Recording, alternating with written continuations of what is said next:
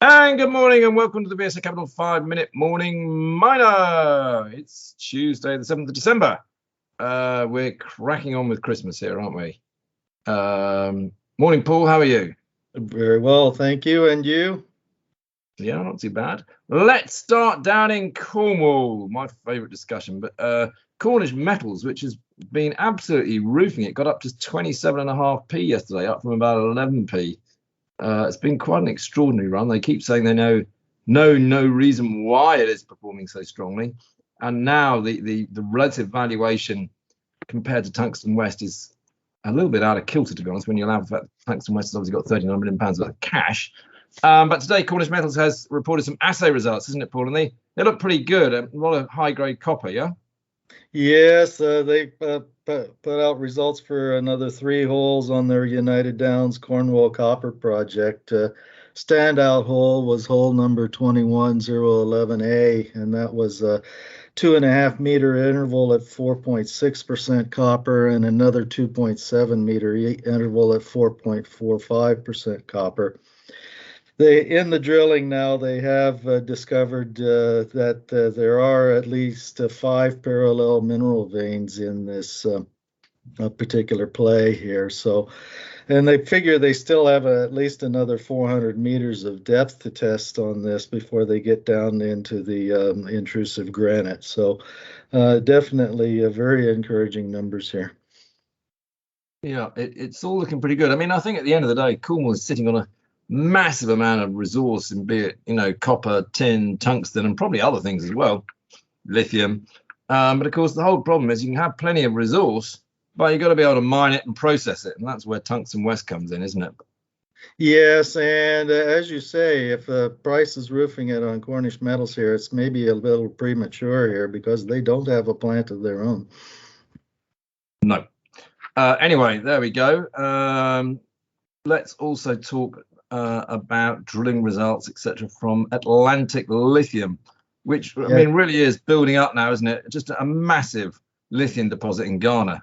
Oh, this is really the standout announcement for me this morning. The update of the PEA scoping study on the Ewoyaa lithium pegmatites in coastal Ghana for Atlantic Lithium, the former Iron Ridge.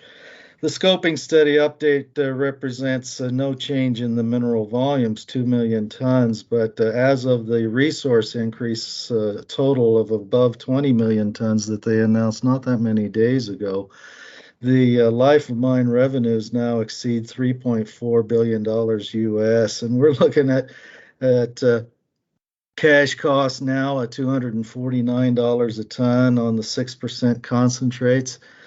They've also built in some direct shipping lithium spodumene fines into the study, as well as some revenues to be retrieved from feldspar production as well.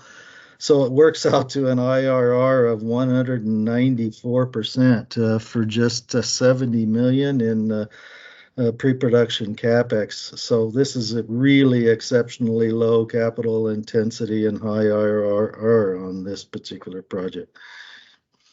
Yeah, I mean, well done, Vincent.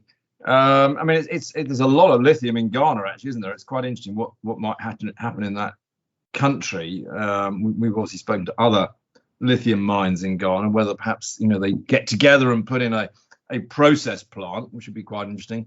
And of course, it's all to do with who their partners are. I mean, Atlantic Lithium's it's partnered with Piedmont, isn't it? Yes, Piedmont has the deal on this one, and the really sizable other lithium deposits are actually in Mali, north of Ghana.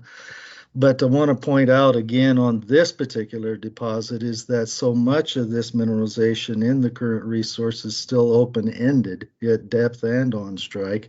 And many thousands of meters of drilling has already been completed on known lithium pegmatite mineralization that isn't yet in assays received or in this study. So there's a lot of upside left in this story.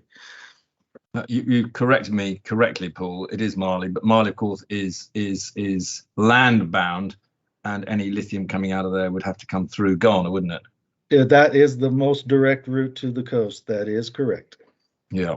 So I mean, there's obviously the market has taken this Atlantic Lithium well. It's up 10% this morning at 24.8p.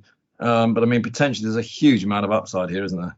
Yes, quite a lot, I would say.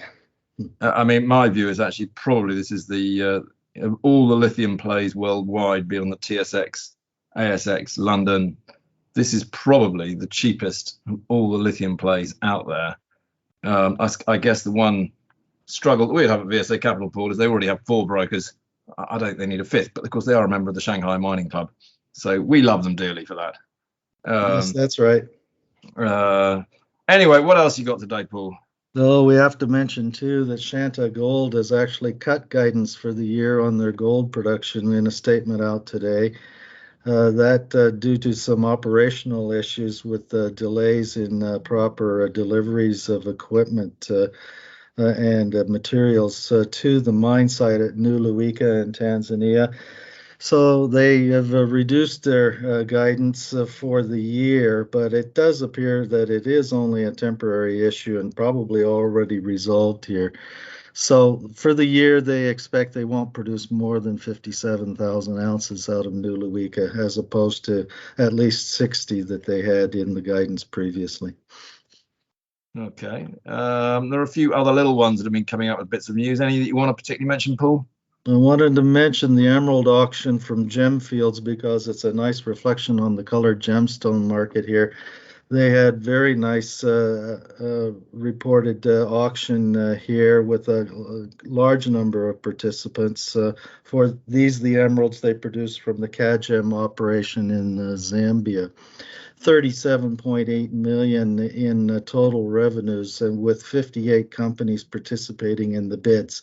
So that's a very nice outcome for the participation and interest in colored gems. And I do want to point out too, they had a very nice mineral specimen called Goliath up for sale of emeralds that did not sell. So I encourage you, Andrew, to put that in our case at our new offices.